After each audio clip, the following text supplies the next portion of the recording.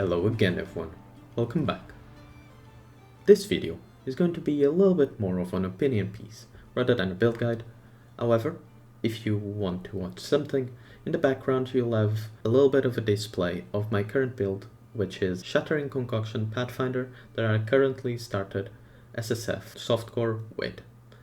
I will have a build guide on that in the next few days, but for now, today we're going to be discussing how the game is 1 month in for this first iteration of Path of Exile 2. I'll be giving my opinion on what I like, what I dislike, and what I'm hoping to see changed in the near future, as GGG just went back into the office and are starting to make some changes. Starting with the first thing everybody sees, the campaign. The campaign itself is very divisive. It's clear that it's slower, and it takes way longer to complete, but there are sections of it that I think work very well with this new philosophy, with this new idea, and there are other sections where I think it clearly misses the mark and needs some changes. First, we only have 3 acts. Technically we have 6, but that's a repeat that is going to change in the future, obviously, so we're just going to evaluate the first 3 acts here. I think the first act is very, very good. I think the pacing is very good. I think it has decent areas.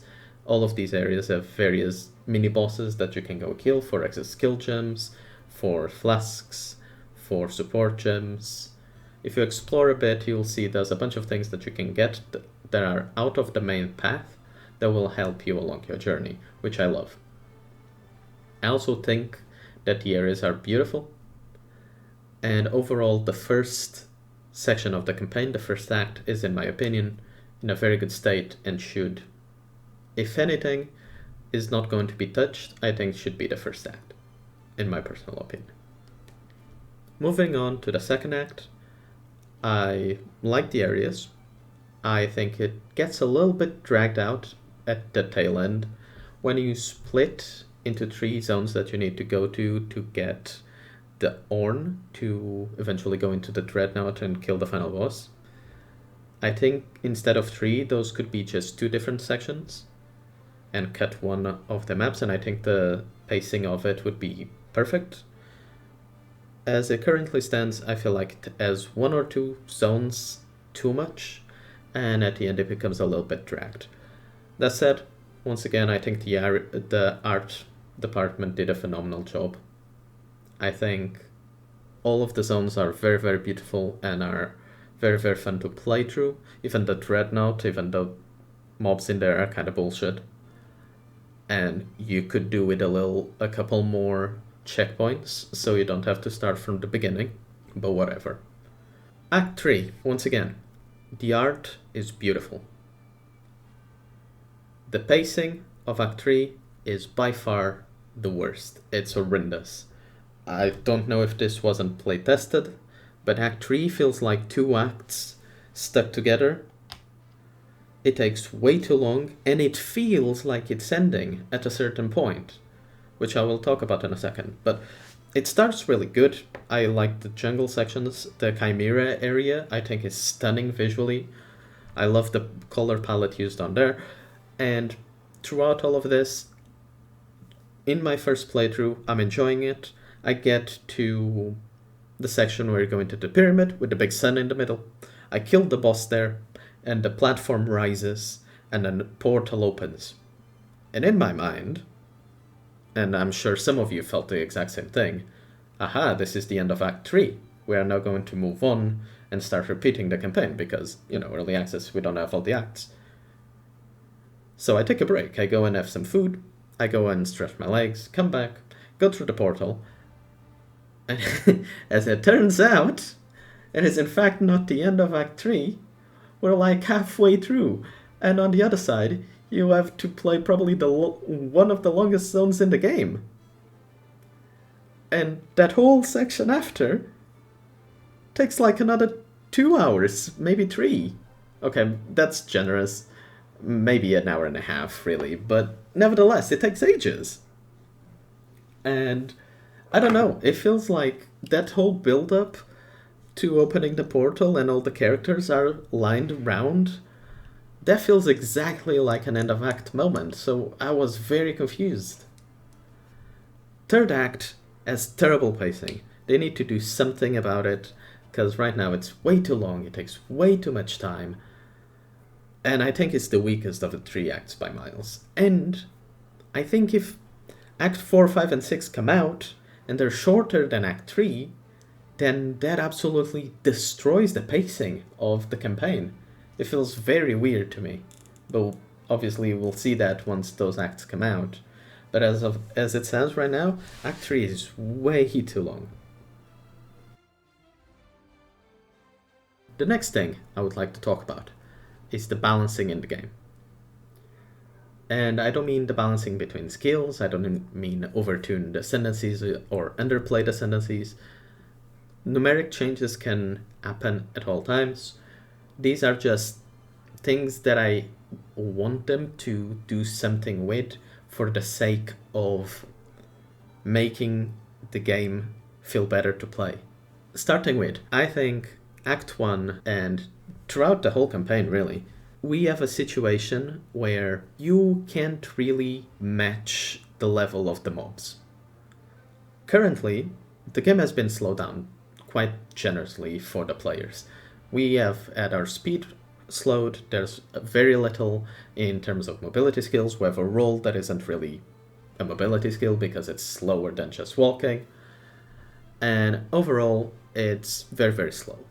That doesn't feel nearly the same or even close to the same for monsters that you're fighting. So in Act 1, say you're playing hardcore, in Act 1, if you find a mob with, haste aura and extra damage with an element because you can't cap your resistances because there's no crafting bench, which feels terrible, by the way. Not having the ability to fix bad drops really exacerbated, to me at least, how bad general drops are in PoE. Because getting an item on the especially now that we have a lot less items, which I don't think it's necessarily a bad thing, but we don't have the ability to craft them in any way, which we'll talk about in a second as well, makes so capping resistances while leveling is atrocious. It's really, really bad. And sometimes you can't do anything.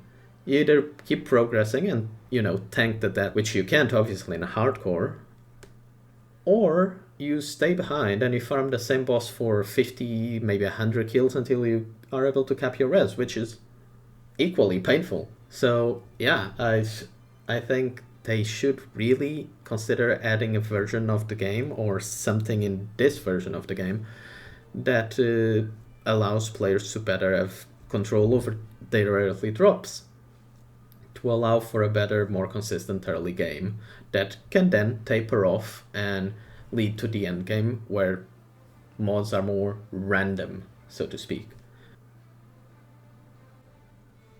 And to me, this all feels like it stems from a situation where we're at right now, which there's no crafting in the game. And again, it feels like reinventing the wheel. They keep doing this in this game, and I have no idea why. They're clearly trying to differentiate themselves from PoE 1, but I feel like this can't possibly be the best way you could think of doing this. There is no crafting in PoE 2, because getting an item and slamming it twice with an exalt and not getting what you want, and then you chaos it, and it removes the mod that you liked, and now you have to wait until you drop another decent, or a half decent at least, blue item to do the same process again, is not crafting. There's no way this is the best foundation for crafting that they could come up with. Currently, there's no way for you to fix your gear, because there's no crafting bench. You can't manipulate in any decent way how you are getting the first few mods on an item, because essences throughout the campaign are so ridiculously rare that it's not even funny, and so are they during mapping. Essences need to be maybe 5 or 10 times more common for them to have any impact in how you decide your gear and your items and how you are able to craft them. I like the idea that they have done here with the essences to change them so you have a smaller version and a greater version. Turn white items into blue items and then blue items into yellow items. I think that's a very clever system. But we don't get enough essences to use those in a meaningful way, and none of those guarantee any decent tier modifier. So very often you're just gonna eat 2 to 4 cold damage to attacks, and you're gonna sit there like an absolute idiot because you were saving that for a good item. And now the good item is terrible. So, yeah. They need to do something about crafting, because the current version we have is not it. It's really bad. It's probably the worst thing that has been ported or transitioned from PoE 1 to PoE 2. To me, the worst thing that they've done is the crafting. It feels absolutely atrocious. Another thing that I really want them to look at, down-leveling gems. Why is this not a thing? It was a thing in PoE 1. We don't need to reinvent the wheel. Just let us downgrade gems. There's no way. People internally didn't let the developers know, oh, by the way, I have only 60 intelligence, but I would like to use this in int gem. But now that I'm at the endgame, I only drop level 15, 16, and 17 gems. So am I forced to make a new character to get a low-level gem to use on my main character? That's idiotic. That makes no sense. Just let us down-level gems. It is dumb that it's not in the game. It should be added to the game. Speaking of dumb things, your 4th ascendancy being locked behind killing pinnacle bosses is beyond silly. Ascendancies are an integral part of your character. There's no reason for locking it behind a pinnacle boss. More dumb than that, in my opinion, is the fact that the current 2 bosses that you can kill to get your ascendancy are not created equally. One of them you can just run if you get the Trial of the Sekama with 4 floors. The other one, you need to get the right ultimatum with 10 trials, and then get the right fragments to open the door to then be able to try the boss. Makes no sense, and by this I do not mean that the Trial of the Sekama one should be locked behind a key as well. It's a 4th ascendancy. It shouldn't be in a pinnacle boss to begin with, let me make that clear, but if it is, none of the 2 should be locked behind getting a key. If I'm playing SSF, I might just not get a chance to do the Trial Master, which is ridiculous. Makes no sense. Your ascendancy shouldn't be locked behind a pinnacle boss to begin with, and the ones that we have in the game right now are not nearly balanced between the 2 of them. So the whole system needs to be revamped, in my opinion. With that said, I do actually quite like Trial of the Sekamas, and Ultimatum is fine, but I liked Sanctum, and I do like Trial of the Sekama. Final bigger topic that I want to talk about is endgame as a whole. Couple of things here have been talked to death, so I'm gonna skim past them very quickly. One, there's a lack of sense of progression. Going through the random maps doesn't feel nearly as impactful as going through tiers of maps in PoE 1, and I can't really tell you why. It might be that because there's no boss, it doesn't feel like you're overcoming something all the time. But the endless expense makes it a little bit meaningless to me. The whole situation with citadels being completely random is kind of disastrous. You might find one after 100, maybe after 1,000 maps, and it's just, as far as people have figured out, it's just random. It feels really bad. The one portal thing, again, being talked to death, so all I'm gonna say is, for a lot of people, me included, Path of Exile is a game that you play kinda half looking at your other monitor, leaning back on your chair, just grinding away throughout maps and just blasting away, having the time of your life. And whenever you get to important things like Cyrus, like Maven, you pause whatever you have on the second monitor, you sit up and you focus up because shit's about to go down. But for the large majority of maps, you are just farming away. And it's great. And with a single portal, you can do that. This game is a game that doesn't allow you to not pay attention at any time. To me, it doesn't feel as good as PoE1 in that sense. Another thing, not nearly as relevant for the endgame, but what the hell are strongboxes? What are these? It takes 2 minutes for strongboxes to be fully depleted. It's so dumb. The reason to me why it feels like it wasn't tested at all is the fact that it can still be frozen on opening a strongbox, but because it takes so long for the mobs to spawn, being frozen has no impact because you are frozen and you defrost and the mobs have not spawned yet. It's hilarious the first time you see it, and it's infuriating every other time because clearly there was no thought put into this. And the rewards are horrendous, much like in PoE1 if you don't invest into them, but here there's no way for you to invest, so I guess they'll just be bad permanently. Do something about strongboxes, they're terrible. I don't even bother anymore anyway. All of these are probably the things that I want to see changed most. There are the more negative things that I have to say. And I think it's important to say them. I don't mean this in any form of disrespect to the devs. Clearly there's a lot of passion and a lot of time invested into making this. And I want it to be as good as it can, because I think there's very good things here. I think the art has taken a major step up. I absolutely adore the combat. I think the combat feels better in every sense.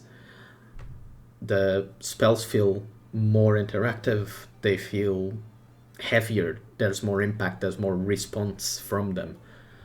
And overall, I think this game will be more to me than PoE1 is, where I don't like the uber endgame mage blade builds that clear a map in 30 seconds. That's just not what I enjoy. And this sounds to me like it's going to be really, really fun, but we need to have a look at some things that are clearly wrong currently in the game and need to be fixed. And that's all I have for you today. Thank you so much for watching. I'll catch you all later. Bye bye.